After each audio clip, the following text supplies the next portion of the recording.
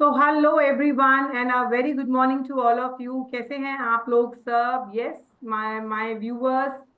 कैसे हैं आप लोग सब? तो yes, we have come up with another episode of जो हमारा सीरीज है, बिजनेस टॉक सीरीज है, the inspiring industry icon show. And इस सीरीज के अंदर जैसा आपको पता है कि as a business coach, Sanmeet as a business coach जो है, आपके सामने जो इंस्पायरिंग लोग हैं, इंस्पायरिंग जो इंडस्ट्री आइकन्स हैं, बड़ी बड़ी कंपनीज से, कॉर्पोरेट कंपनीज से, उनकी top management, middle management, so that हम लोग ऐसा एसएमई क्या सीख सकते हैं, हम लोग ऐसा एसएमई जो है क्या उससे जो है चीजें समझ सकते हैं करके। So objective of this podcast is this, as you are already aware. Yes, so let's welcome today जो है मिस्टर अभिषेक तिवारी जी को। Abhishek ji, very good morning, कैसे हैं आप? Good morning Sanmeet, I am very well. I hope आपके साथ भी सब बढ़िया चल रहा है। All good sir, all good.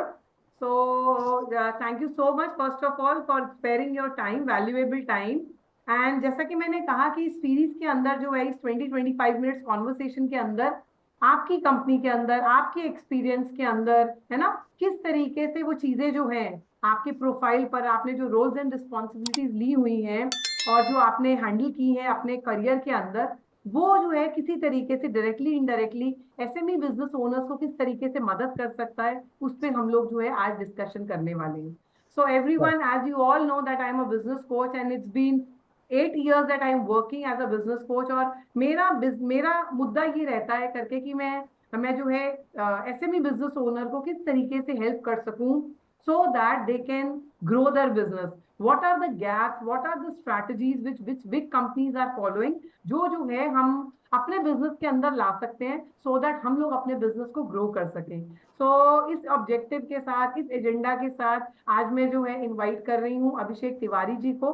थोड़ा सा मैं इनके बारे में अगर आपको बताऊं बिफोर आई स्टार्ट, बेसिकली इनके बारे में कुछ आप लोगों के साथ शेयर करना चाहूंगी। Basically he is having 12 years of corporate experience and he is expert in business development के अंदर, अकाउंटिंग के अंदर and finance. And he has help his clients basically जो है। और अपने करियर के अंदर इन्होंने जो है प्रमोटर्स के साथ, सीएक्सओस के साथ, कॉर्पोरेट क्लाइंट्स के साथ अक्रॉस वेरियस इंडस्ट्री सेक्टर्स काम किया है। गुड लक जैसी कंपनियों में, आरबीआई में, कोहलर जैसी कंपनी में, बोरोसिल जैसी कंपनी में। तो हमें समझने की जरूरत है, आज हमें बहुत सारी चीजें समझ में आने वाली है। Abhishek ji, I am very excited, hope you also must be, yeah same है है। ना। तो वही लाइक चीज है, थोड़ा सा मैं इनके बारे में अगर बताऊं और बताना चाहूं, क्योंकि लिस्ट बहुत बड़ी है, चीजें बहुत सारी हैं। अगर मैं इनके बारे में और चीजें शेयर करूं आपको, तो बेसिकली जो है इन्होंने काफी सारी कंपनीज में, कुछ कंपनीज में काम किया है। एंड जो इनकी कंपनी है, बेसिकली अगर मैं कंपनी की बात करूं, grand Thornton Bharat is a leading professional services and consulting firm in India. जो है अश्योरेंस का, कंसल्टिंग टैक्स का, risk management, digital transformation services में जो है अक्रॉस वेरियस इंडस्ट्रीज काम करते हैं। जो कंपनी है, they have received multiple awards including recognition for HR excellence जो है इनको मिला हुआ है। ट्रेल ब्लेजर अवार्ड इनकी कंपनी को ऑलरेडी मिल चुका है। सस्टेनेबल ग्रोथ अवार्ड इनकी कंपनी को मिल चुका है। And transactional services firm of the year. मैं समझ पा रही हूँ अभिषेक जी, अगर आपकी कंपनी को इतनी सारी चीजें, इतने सारे अवार्ड से नवाजा गया है, तो दैट मीन्स कुछ तो आपकी कंपनी जो है अच्छे से अच्छे लेवल पे कर रही है डेफिनेटली। और वही सारी चीजें वो कैसे आई, वो रातों रात आई, वो over a period of time I, वो कैसे आई, वो सारी चीजें आज हम जो है इस सेशन के अंदर सीखने वाले हैं। ठीक है अभिषेक जी, सो लेट्स बिगिन जो है इस कॉन्वर्सेशन को, हम लोग इस पॉडकास्ट को हम लोग शुरू करते हैं फ्रॉम टू साइडेड। तो अभिषेक जी, थोड़ा सा मुझे बताइए कि जो है आपका क्या रोल है इस कंपनी के अंदर, आपका पिछला एक्सपीरियंस क्या है, आप एग्जैक्टली exactly क्या चीज में आप हेल्प करते हैं, because you are working as a client relationship manager, तो that is there. But exactly companies के अंदर इस प्रोफाइल का क्या रोल रहता है, और आप क्या डील कर रहे हैं इस चीज में, थोड़ा सा डिटेल में बताइए प्लीज। श्योर। सो मैं अभी ग्रैंड थॉर्ंटन भारत के साथ काम कर रहा हूँ। बेसिकली ये एक UK based LLP partnership firm है। इसमें हम लोग कंसल्टिंग बिजनेस में काम करते हैं। Consulting includes finance and non finance. So finance में आपका ऑडिटिंग, इंटरनल ऑडिट, आपका फाइनेंस रिलेटेड सर्विसेज, आपका रिटर्न फाइलिंग, ये सारी चीज़ें रहती हैं। अलोंग साइड अगर हम नॉन फाइनेंस सर्विसेज की बात करें तो लार्जली जो मेजर चंक है, लाइक अगर मैं कंसीडरिंग आर पॉडकास्ट बात करूं, सो एक एमएसएमई ओनर जो अभी स्टार्टिंग स्केल पर है, they are growing on a daily basis, they must be looking for some funding। so अगर स्टार्टअप रन कर रहे हैं, फंडिंग की रिक्वायरमेंट है, तो जीटी हेल्प करता है to get those funding from the market. GT आपको इवैल्यूएशन में भी हेल्प करता है। अगर आपको कोई प्राइवेट इक्विटी वेंचर फंड देना चाहता है तो वो इवैल्यूएशन कराता है, तो वो इवैल्यूएशन में भी जीटी हेल्प करता है। देन आपका रिस्क रिलेटेड सर्विसेज, जिसमें आज के टाइम में दो बहुत हॉट टॉपिक चल रहे हैं, एक साइबर सिक्योरिटी, दूसरा ESG, environment social governance. So GT आपको दोनों टॉपिक पे हेल्प करता है। With regards to cyber security, we have a team of more than 800 professionals over pan India. With regards to ESG, we have a team of more than 150 professionals over pan India। And अगर मैं overall team की बात करूँ तो GT में more than 10,000 employees including partners काम करते हैं। तो ऐसे इस तरीके से जीटी आज के टाइम में बीइंग अ लीडिंग फर्म काम कर रहा है इंडिया में। मुझे एक बात बताइए, जब हम एसएमईज की बात करते हैं अभिषेक जी, आपने इतना बड़ा सेटअप की बात करी और उस सेटअप में आप काम कर रहे हैं। सो अभी अगर मैं आप जो रिस्पॉन्सिबिलिटी हैंडल कर रहे हैं, that is client relationship manager, no? Client right. Relationship पे आप जो है काम कर रहे हैं। तो अगर हमें एसएमईज की बात करी जाए, हमें सेल्स पता है, सेल्स मैनेजर पता है, हमें मार्केटिंग मैनेजर भी एक लेवल पर पता है, और जो है अगर हम बात करें क्लाइंट मैनेजर जो है, क्लाइंट रिलेशनशिप मैनेजर, सेल्स, मतलब हम लोग अगर बात करें 100 में से 70%, I am not saying everyone, मतलब हर एसएमई के साथ ये सिनेरियो है, बट अगर हम 70% बात करें तो हमें सेल्स का बंदा समझ में आता है, सेल्स प्रोफेशनल समझ में आता है, मार्केटिंग प्रोफेशनल समझ में आता है। ऐसी क्या जरूरत है कि, मतलब ऐसा क्या चीज है, ऐसी क्या जरूरत है कि हमें एक क्लाइंट रिलेशनशिप मैनेजर जो है, इतनी बड़ी कंपनीज में हम लोग जो है रिक्रूट करते हैं, हायर करते हैं, उनकी सर्विसेज लेते हैं, और ऑन द अदर हैंड जो है यहाँ पर तो जो है ओनर ही जो है क्लाइंट को डील कर रहा है, सेल्स वाला ही डील करता है। तो आपको क्या लगता है कि ऐसा सिचुएशन क्रिएट करना, ऐसी पोजीशन क्रिएट करना, और एसएमई में ज्यादातर ऐसी पोजीशन नहीं है, क्या डिफरेंस लाता है इस चीज में? सो बिजनेस अगर को मैं करने में, चीजों को करने में क्या डिफरेंस आता है? तो अगर मैं एसएमई के प्रोस्पेक्टिव से देखूं तो जो ओनर है, ही हिमसेल्फ इज अ और she herself is a client relationship manager. Because difference, जो मेन डिफरेंस है जो हमें समझने की ज़रूरत है, क्लाइंट रिलेशनशिप मैनेजर एंड एक सेल्स मैनेजर में सिर्फ एक माइनर डिफरेंस है। रिलेशनशिप मैनेजर रिलेशनशिप मेंटेन करते हुए उस लेवल ऑफ सर्विस पर भी ध्यान देता है, नॉट ओनली सेल्स, डिलीवरी का भी ध्यान रखता है, सो दैट क्लाइंट के साथ, क्लाइंट का एक्सपीरियंस, क्लाइंट का रेकरिंग बिजनेस क्लाइंट के साथ बना रहे।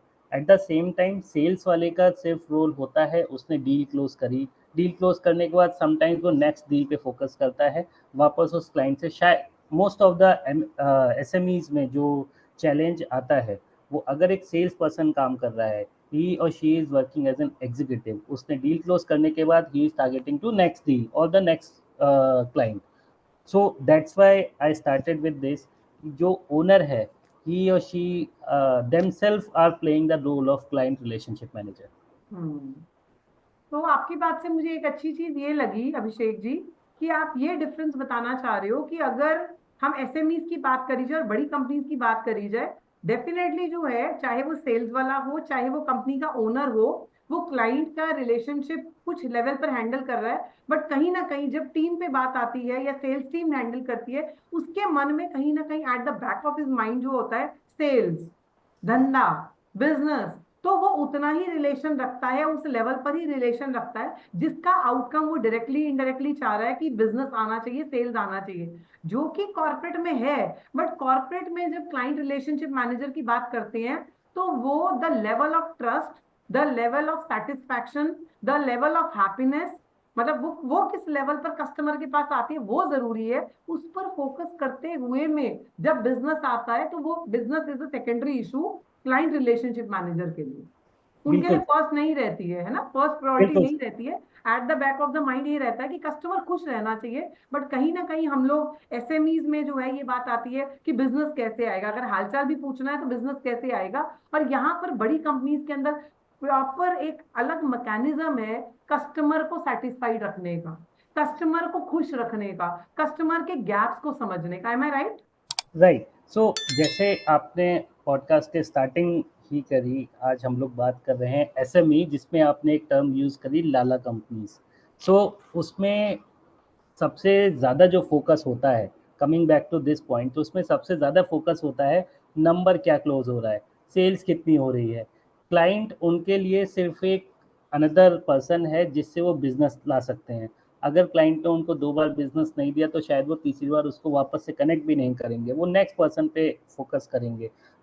This is the most important difference between the large organization and the SMEs.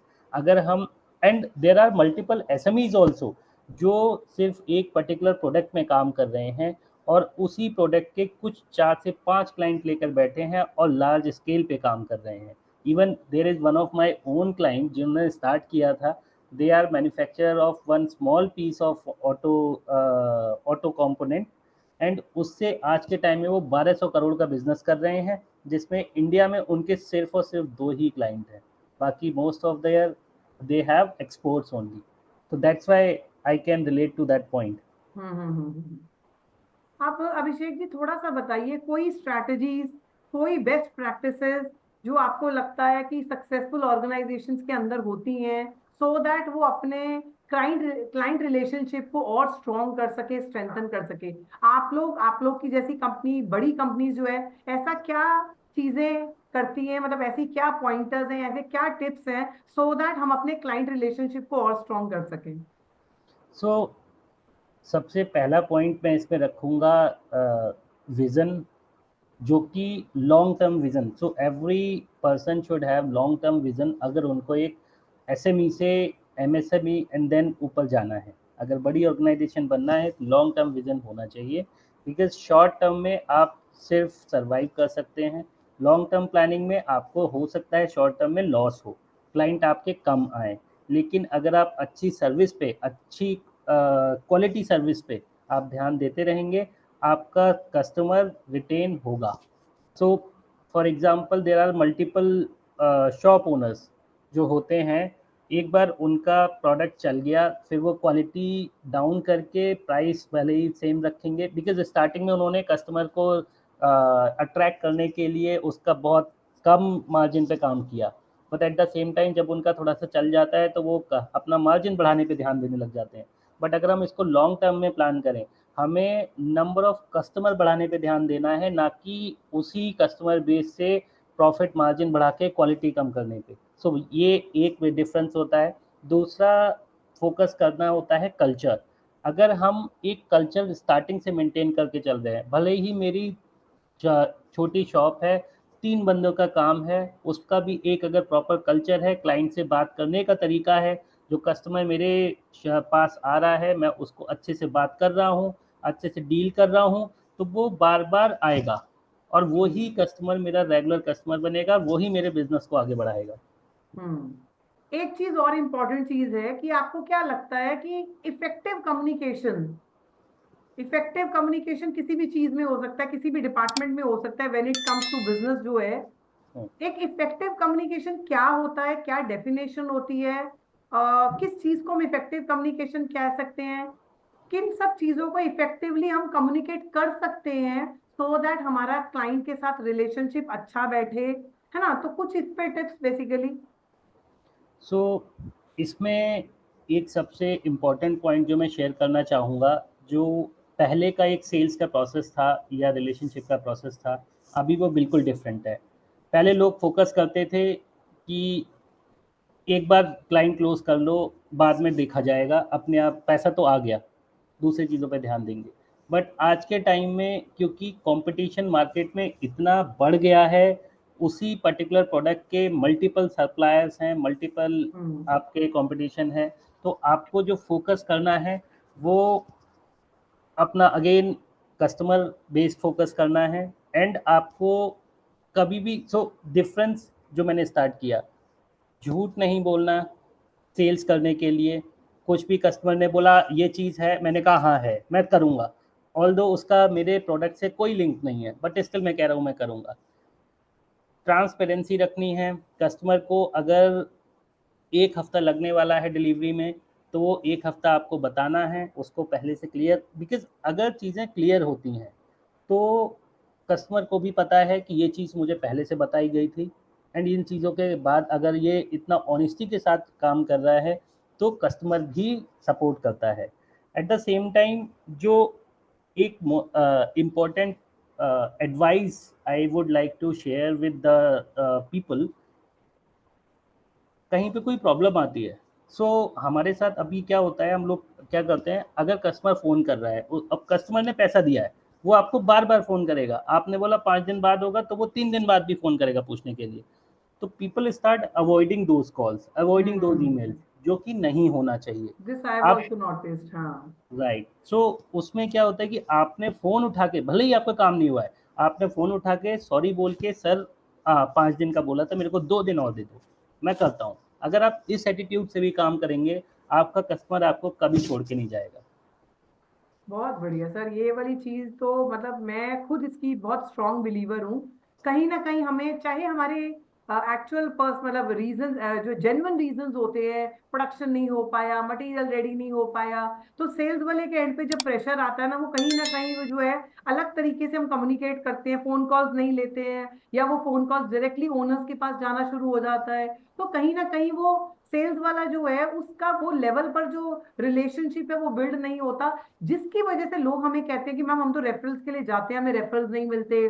जिसकी वजह से जो है वो प्राइस की जो बात आती है कि प्राइस की वजह से कस्टमर नहीं ले रहा। अगर आपने उसका दिल जीत लिया, आपके हिसाब से ये बात है, अगर आपने उसका दिल जीत लिया, अगर आपने उसका ट्रस्ट जीत लिया, तो पैसा ऊपर नीचे थोड़ी बहुत बड़ी बात नहीं है। और अगर हमने उसको फेवर में लेकर कुछ डिलीवरीज डिले भी हैं, सो यू नेवर नो कि वो अपने बैकएंड पे जो है उन सब चीजों को अच्छे से हैंडल कर पाए। आज हम बिकॉज उसको उसके टाइम से पास नहीं भी बता प्लान पाते, होगा। जिसकी वजह से उसकी सिचुएशन और टफ हो जाती है।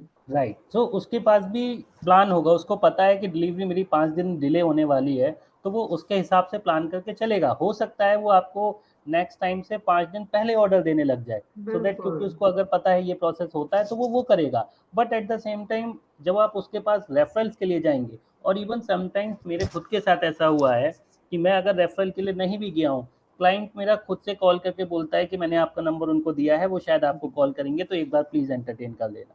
सो इस तरीके से क्लाइंट जब आपकी सर्विस से सेटिस्फाई होता है, बिकॉज आज के टाइम में, again coming saying that same point, आज के टाइम में पैसा सबके पास है, कोई भी पर्सन पैसा देने को राजी है, उसको क्वालिटी सर्विस चाहिए। क्वालिटी सर्विस चाहिए, बिल्कुल सही कह रहे हो आप, बिल्कुल। अभिषेक जी, तो इसका मतलब मुझे एक बात बताइए, ये सब चीजें इन बिल्ट हैं अभिषेक तिवारी जी में, या ये बड़ी कंपनीज इनकलकेट करती हैं, इंजेक्ट करती हैं ये सब चीजें? सो यहाँ पे मेरा थोड़ा सा एक्सपीरियंस डिफरेंट है, बिकॉज मैंने बहुत सारे, I mean not only with GT, इससे पहले मैंने केपीएमजी में भी काम किया है, इससे पहले मैंने एचसीएल एक्सेंचर के साथ भी काम किया है। बट मेरे को ये जो चीज़ें सबसे ज़्यादा सीखने को मिली मेरे पहली कंपनी से, और दूसरा मेरे को सीखने मिली जब मैंने अपना खुद का स्टार्टअप रन किया। सो ये चीज़ें मुझे वहाँ से सीखने को मिली। सो जो मेरी पहली कंपनी थी, वहाँ पे मैंने कुछ 6 साल काम किया है, 6-7 साल काम किया है, जिसमें से 2 साल के बाद बॉस ने मेरे पूरा पूरा रिस्पॉन्सिबिलिटी मेरे ऊपर छोड़ देते थे। सो उसमें मुझे कई बार मैंने गलतियाँ भी करी, जो आज मैं आपको इम्पोर्टेंट पॉइंट्स बता रहा हूँ, वो मैंने अपनी गलतियों से ही सीखा है। But at the same time सीखने के बाद उस चीज़ को यूटिलाइज कर पाया, और आज के टाइम में I got, I mean, this is something not to mention, but I got the best performer award also most of the oh time great, in my congratulation. organization. Great. Thank you, तो thank you. आप ये कह रहे हो over a period of time भी सीखा, but कहीं ना कहीं इसमें बड़ी कंपनीज के अंदर भी जो है ये कल्चर कहीं ना कहीं है, जिसकी वजह से वो बड़ी बन जाती है, नो? Exactly, ये भी exactly, बात है। अच्छा exactly. अभिषेक जी, मुझे एक बात और बताइए। फीडबैक ये हर किसी को पता है, ये एसएमईज को भी पता है, हमें भी पता है, हर बिजनेस ओनर को पता है कि मतलब एक ज्ञान अलग लेवल पर है कि फीडबैक जो है, टेस्टिमोनियल्स हो गए, आपके फीडबैक्स हो गए, है ना, क्लाइंट से बहुत जरूरी है और उनको यूज करना चाहिए। अगर वो फीडबैक नेगेटिव है तो उसको, उस पर क्या काम किया जा सकता है, ठीक है। बट आपके हिसाब से जो है फीडबैक मैकेनिज्म कंपनी में किस तरीके से, किस लेवल पर लाना चाहिए, सो दैट वो कंपनी का वन टाइम एक्टिविटी ना बने, वो एक सिस्टम बन जाए कंपनी का। तो फीडबैक मैकेनिज्म को कहाँ फिट करें सो दैट जो है, जो भी प्लस माइनस है कस्टमर्स के, वो over a period of time समझ में ना आए, वो टाइम से समझ में आ जाए। तो कहाँ फिट करना चाहिए इन सब चीजों को? सो फीडबैक का जो अगेन रिलेशनशिप मैनेजर का रोल में सिर्फ जैसा मैंने स्टार्टिंग में बोला था कि उसका काम सिर्फ सेल्स नहीं है, उसका काम वो रिलेशनशिप मेंटेन भी करना है, प्लस कस्टमर का एक्सपीरियंस भी फोकस ध्यान में रखना है। और जब कस्टमर के एक्सपीरियंस की बात आती है तो वहाँ पे feedback is one of the most important point. जब आप कस्टमर से फीडबैक ले रहे हो तो उसका मतलब सिर्फ ये नहीं होता आपने सुना दिया ये मेरे लिए ज्ञान था मैंने आगे जाके पास ऑन नहीं किया। मुझे उस फीडबैक को अपने फीडबैक के साथ में एक रिव्यू का भी सिस्टम होना चाहिए। फीडबैक किस हद तक हम अपने सिस्टम में, अपने सॉल्यूशन में, अपनी सर्विस में इनकॉर्पोरेट कर सकते हैं। और उस फीडबैक से, बिकॉज देखिए कोई चीज़ अगर आप review, it's a very general term, review अगर आप देखेंगे पॉजिटिव रिव्यूज ज़्यादातर ऐसे देखेंगे जो पेड होंगे या फिर बहुत ही बेटर एक्सपीरियंस होगा क्लाइंट का। बट नेगेटिव रिव्यू बंदा बिना पैसे दिए देने आता है। बिल्कुल। एंड अगर आप कुछ स्टार्ट कर रहे हैं बिजनेस में, आप कुछ शुरू कर रहे हैं, तो नेगेटिव रिव्यूज़ को आपको ज़रूर फोकस करना चाहिए, क्योंकि ये वही हैं जो आपको बेटर बनाएंगे। बिल्कुल सही बात है। तो कहीं ना हम लोग जो है रेगुलरली हमारे मैकेनिज्म के अंदर, जैसे सेल्स जो है, आपका कोटेशन है, आपका पीआई है, आपका सेल्स है, आपका एडवांस पैसा है, आपका फाइनल पैसा है, डिस्पैच की डिटेल्स है, ये जिस तरीके से एक कंपनी के पूरे सिस्टम का एक पार्ट है, मुझे लगता है कि जो रेफरल कह लीजिए या फीडबैक कह लीजिए, बेसिकली फीडबैक है, वो ऑप्शनल है। एसएमईज के केस में ऑप्शनल है, ले लिया तो ले लिया, नहीं लिया तो नहीं लिया। उसको एक जो है मतलब 100% कंफर्म करके हमारे कल्चर के अंदर, हमारे सिस्टम के अंदर ऐड करने की बेसिकली जरूरत है आपके हिसाब से, है ना? हाँ जी, वो चीज बिल्कुल। जो है।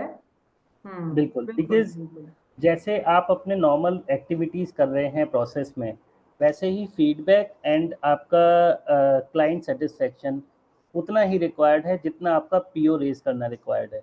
क्योंकि परचेज ऑर्डर आपका तभी रेज होगा जब आपका क्लाइंट सेटिस्फाई होगा, उसका फीडबैक आपने कैटर किया होगा। और अगर अब क्योंकि फीडबैक क्लाइंट अगर दे रहा है दैट मीन्स वो आपके साथ काम करना चाहता है, आपकी सर्विसेज लेना चाहता है। Otherwise there are multiple vendors, वो किसी भी दूसरे पर्सन को जाके पैसा दे के काम ले सकता है। और अगर आप उसको कैटर कर रहे हैं तो वो आपको एक्स्ट्रा पैसा भी दे के और आपसे सर्विसेज लेगा। सर बड़ी कंपनीज किस तरीके से फीडबैक लेती है, उनका क्या मैकेनिज्म होता है, और वो फीडबैक को किस तरीके से यूज करती है? सो अगर मैं जैसे जीटी की ही बात करूं, सो जीटी का क्लाइंट सर्वे करके एक प्रोसेस होता है जो प्रॉपर फॉर्मल प्रोसेस होता है। क्लाइंट के पास proper mail and proper documentation जाता है।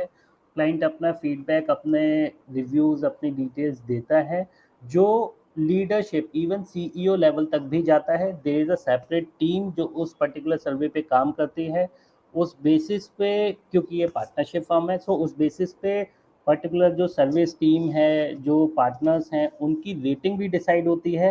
इवन वो रेटिंग उनके पे साइकिल में, प्रमोशन साइकिल में भी इम्पैक्ट करती है। वाह। So I mean that's why feedback and client satisfaction हमारे लिए मोस्ट इम्पॉर्टेंट पीस होता है। बहुत बढ़िया बात। हम सेल्स और कलेक्शन पे ही लगे रह जाते हैं, और यहाँ पर जो है फीडबैक से मतलब एक केआरए के अंदर, एक परफॉर्मेंस मैनेजमेंट सिस्टम के अंदर हाँ जी। फीडबैक कितना आ रहा है, किस लेवल पर रेटिंग आ रही है, वो भी इतना इंपॉर्टेंट है when it comes to promotion and all those things. Right. Good है सर, मतलब आज तो बहुत, मतलब आज तो मजा ही आ गया। आज के चीजें जो है, मुझे लगता है मेरे व्यूअर्स को भी बहुत लेवल पर डेप्थ है, अगर समझे तो बहुत डेप्थ है आज के पॉडकास्ट के अंदर, नो? अभिषेक जी, अगर मैं बात करूं कुछ कुछ ऐसी चीजें जो एसएमईज को कर सकते हैं। अभी एक सिस्टम था कि कस्टमर हैप्पी होना चाहिए, नो, कस्टमर सेटिस्फाइड होना चाहिए, कस्टमर खुश रहना चाहिए। अब वो सिस्टम जो है हैप्पी से आ गया कस्टमर डिलाइट। तो राइट। कस्टमर डिलाइट एक एसएमई कैसे दे सकता है, या बड़ी कंपनीज ऐसा क्या करती हैं, या कस्टमर को डिलाइट फीलिंग, मतलब डिलाइट तो एक्स्ट्रा ऑर्डिनरी हो गया, उसका क्या मुद्दा है, वो क्या ऑब्जेक्टिव है, ये क्या टर्मिनोलॉजी है, और इस टर्मिनोलॉजी पे हम लोग क्या कर सकते हैं, एसएमई क्या काम कर सकता है? सो इसमें मैं एक एज अ कंसल्टेंट बात करूंगा। सो कंसल्टेंट क्या करता है? कंसल्टेंट इज लाइक आपको सिर्फ चीज़ें कंसल्ट कर रहा है। हमें पैसा मिलता है, कोई प्रोडक्ट नहीं देते हैं, हम सिर्फ ज्ञान देने का पैसा मिलता है जो आप फ्री ऑफ कॉस्ट देती हैं। सो इस ज्ञान को बेसिकली आज के टाइम में क्लाइंट को जो चाहिए, प्रोडक्ट आपने दिया, सर्विस आपने दी, अच्छा है। बट अब जैसे फॉर एग्जांपल अगर आप देखें कि आप रिलायंस का जो मार्ट है आज के टाइम में हर किसी दूसरे मॉल में मिल जाएगा। उसमें आप देखेंगे का अगर आप इलेक्ट्रॉनिक्स आइटम ढूंढने जा रहे हैं तो शायद वहाँ पे कोई दूसरा मिले ना मिले, लेकिन अगर डायसन का प्रोडक्ट है तो उनका एक एम्प्लॉय ज़रूर मिलेगा। और उस कारण से सेल्स उनकी इमीडिएट हाइक पे कर रही है। और उसका रीज़न क्या है? सो लाइक अगर मुझे एक वैक्यूम क्लीनर चाहिए, वैक्यूम क्लीनर मल्टीपल है मार्केट में, बहुत सारे हैं, और most of the things are same in दोस्त। कोई हर वैक्यूम क्लीनर सिर्फ क्लीनिंग कर रहा है, चीज़ें कर रहा है, लेकिन जो वो बंदा है उसने सेल्स कैसे बढ़ा दी उसको वो प्रॉपर डेमो दे के दिखा रहा है। आपको 4 बार वो कूड़ा गिराएगा, फिर उठाएगा, और उसमें वो आपसे कनेक्ट बना पा रहा है। कनेक्ट बनाने के साथ साथ आपको एक एक्सपीरियंस दे पा रहा है। तो जब अगर आपका एक्सपीरियंस करके चीज़ें आप लेते हैं तो वो आपका कहीं ना कहीं इम्पैक्ट करता है आपके नंबर्स पे, आपके सेल पे, आपके ग्रोथ पे। सो ये एक लार्ज ऑर्गेनाइजेशन को इस तरीके से फॉलो करती हैं। And I would suggest SMEs को भी इस तरीके से फॉलो करना चाहिए। नॉट सेइंग दैट कि नहीं, आप अगर फॉर एग्जांपल दुकान चला रहे हो तो पहले दूध का पैकेट फ्री दे दो, नहीं। दूध का पैकेट आप बिल्कुल दोगे, लेकिन उसके साथ 4 बातें अगर आप करोगे या उसको कुछ एड ऑन सेल करके दोगे, जो शायद लाइक गुप्ता जी दूध लेके जा रहे हो, आज घर में चाय बनने वाली है, पकौड़े बनने वाले हैं, अच्छा बेसन भी चाहिए क्या? सो इस तरीके से अगर आप चीज़ों को करते हैं तो वो एक कस्टमर से कनेक्ट बनता है, आपका सेल्स बेटर होता है। बिल्कुल बिल्कुल। अभिषेक जी, मुझे एक बात बताइए, एक चैलेंज जो हमें एज एसएमई आता है, मतलब हमारी कंपनीज को, हमारे क्लाइंट्स को, हमारे पार्टिसिपेंट्स को, हमारी ऑडियंस व्यूअर्स को, इज कि जब वो रेफरल लेने जाते हैं, कई देखो कई बिजनेसेस जो होते हैं B2B होते हैं, उस केस में आपको रेफरल उतना काम नहीं करता, बट कई केसेस के अंदर, कई प्रोडक्ट्स एंड सर्विसेज के अंदर रेफरल बिजनेस एक इंपॉर्टेंट स्ट्रैटेजी है। बट कभी ना कभी, मतलब ज्यादातर केसेस में देखा जाता है कि रेफरल जो है अपने आप आता है, बट हमारी कंपनी के अंदर ऐसा मैकेनिज्म नहीं है। और प्लस जो है, जब हमारी सेल्स टीम या मार्केटिंग टीम, हमारी सेल्स टीम जो है रेफरल का बिजनेस लेकर आना चाहती है करके, तो वो नंबर्स उतने नहीं होते, रेफरल्स नहीं मिलते। तो वो क्या रीजन है, और उस रेफरल्स को, अच्छा रेफरल से बिजनेस आए, उसके लिए हमारी टीम क्या कर सकती है, हमारे लोगों के जो हमारे सेल्स पर्सन हैं वो क्या कर सकते हैं? सो मेरे हिसाब से referral team should be the same जो उसको सेल कर रही है। डिफरेंट टीम नहीं होनी चाहिए, पहला चीज़। क्योंकि उसका सबसे बड़ा रीज़न ये है कि अगर रेफरल टीम कोई दूसरी जा रही है तो उसका रिलेशनशिप नहीं है। और अगर क्लाइंट के साथ रिलेशनशिप नहीं है तो क्लाइंट किसी को रेफरल क्यों ही देगा? आई तो agree with you, same team जाएगी सेल्स टीम, बट हाँ, सेल्स टीम को मिलता नहीं है, क्या करें? सो उसका एक रीज़न जो हमने स्टार्टिंग में, हमने बीच में अभी डिस्कस भी किया कि हम लोग सिर्फ फोकस करते हैं नंबर्स क्लोज करने के लिए। हमने हम्म। सेल किया, सेल करने के बाद इमीडिएट सर रेफरेंस दे दो। अगर आपने मेरे रेस्टोरेंट का, मेरे मैं एक रेस्टोरेंट रन कर रहा हूँ, मेरे रेस्टोरेंट का आपने खाना खाया नहीं, मैंने प्लेट ला के लगाई आपको, या आप खाए, एक बार खा के आप उठे, मैं आप काउंटर पे पेमेंट करने पहुँचे, मैं आपसे रेफरल मांगने लग जाऊँ, कैसे होगा? एट द सेम टाइम अगर आपको खुद को, अगर आप मेरे कस्टमर हैं जो बार बार मेरे पास आ रहे हैं, आपने मेरी सर्विसेज पसंद आ रही हैं, तो मैं अगर आपसे रेफरल मांगूंगा तो आप एक के 4 रेफरेंस देंगे।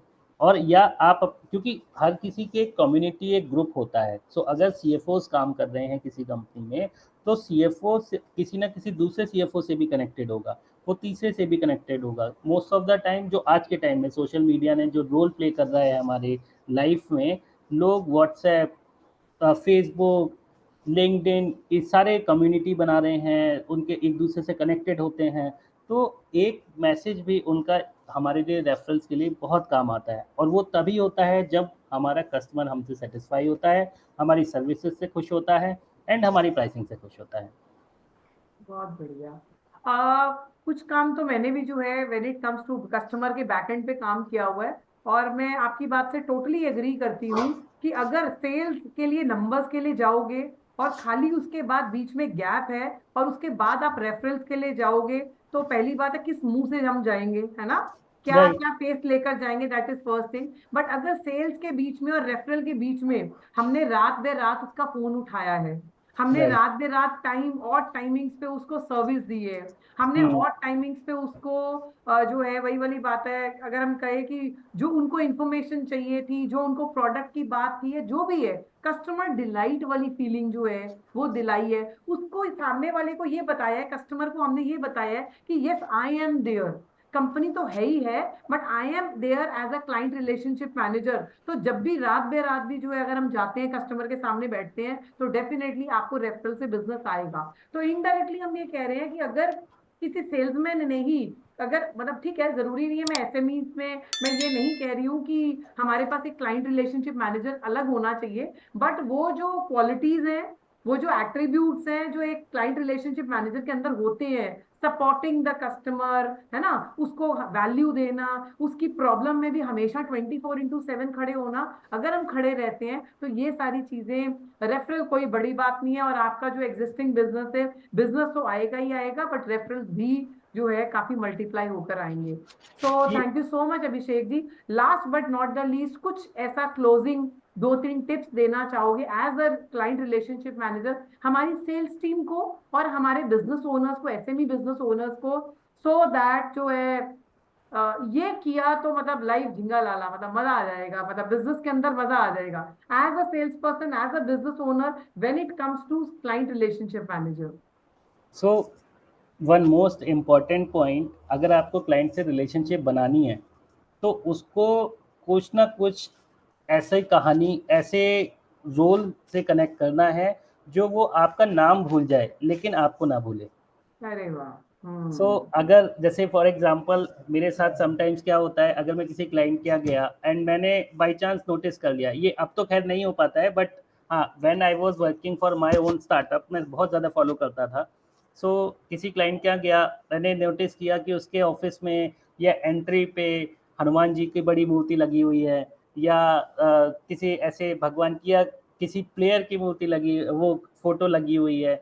सो उससे स्टोरी कनेक्ट कर पाना, अच्छा सर आपको क्रिकेट खेलना पसंद है, अच्छा सर आप खाटू श्याम बाबा के भक्त हैं, अच्छा वहाँ कब गए थे, तो वो स्टोरीज जो होती हैं, क्योंकि उस केस में इसको मैं रिलेट करूँगा हमारे मूवीज़ देखने से। हम लोग डायलॉग शायद भूल जाते हैं लेकिन मूवीज़ के इमेजेस नहीं भूलते, बिकॉज हमारा ह्यूमन बॉडी का माइंड जो है वो इमेजेस कैप्चर करता है जो कि नहीं हमारे दिमाग से रिलीज हो पाती।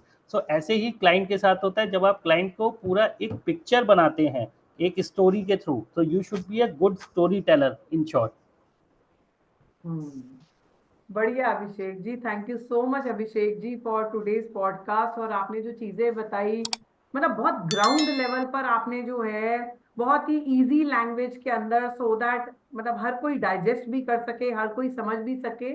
और moral of today's podcast is कि अगर आप सेल्स के नंबर्स पे, ये एसएमई बिजनेस ओनर, या अगर हम लोग जो है, मतलब मैं हम भी कहूंगी करके, क्योंकि मैं आप लोगों को रिप्रेजेंट कर रही हूँ आज इस पॉडकास्ट के अंदर, अगर हम लोग जो है खाली सेल्स पर भागते रहेंगे, रेवेन्यू की तरफ देखेंगे, कस्टमर के क्या प्लस है, कस्टमर के क्या माइनस है, उसको क्या प्रॉब्लम्स आ रही हैं, वो कहाँ खुश हो रहा है, वो कहाँ परेशान हो रहा है हमसे, हमारे लोगों से, हमारी टीम से, हमारे प्रोडक्ट से, ये सब चीजें समझकर हम कुछ चेंज नहीं लाएंगे। हम कस्टमर डिलाइट वाली फीलिंग पे हमें काम करना पड़ेगा, क्योंकि जो है एक और एक 11 होते हैं। अगर आप रनिंग कस्टमर्स को सेटिस्फाइड रखते हो, तो डेफिनेटली जो है आपके पास बिजनेस काफी आगे से चलकर आता है। So Abhishek ji, thank you so much for today's podcast जो है, और आपने अपना समय निकाला और हमारी ऑडियंस के साथ, हमारे बिजनेस ओनर्स के साथ काफी इंपॉर्टेंट चीजें शेयर करी, विच आई पर्सनली ऑल्सो एग्री कि क्लाइंट रिलेशनशिप बहुत मैटर करती है। अगर आपने एक सिस्टम बना लिया, अगर आपने एक रिलेशनशिप बना लिया, चाहे आप सेल्स में हो, चाहे आप ओनर हो, चाहे आप 2 करोड़ की कंपनी हो कि 200 करोड़ की कंपनी हो कि 20 करोड़ की कंपनी हो, अगर आपने अपने कस्टमर के साथ रिलेशनशिप बना लिया तो आपको जो है वो प्राइस वॉर और वो जो क्वालिटी वॉर और जो वो दिक्कतें आती हैं, वो छोटी मोटी चीजें तो कहीं मैटर ही नहीं करती हैं। So क्लाइंट खुद thank you से so much बताता है। अभिषेक जी, it was nice to have you on our show and आगे भी हम आपको जो है आपके साथ कनेक्टेड रहेंगे। So thank you so much. Thank you. Thank you.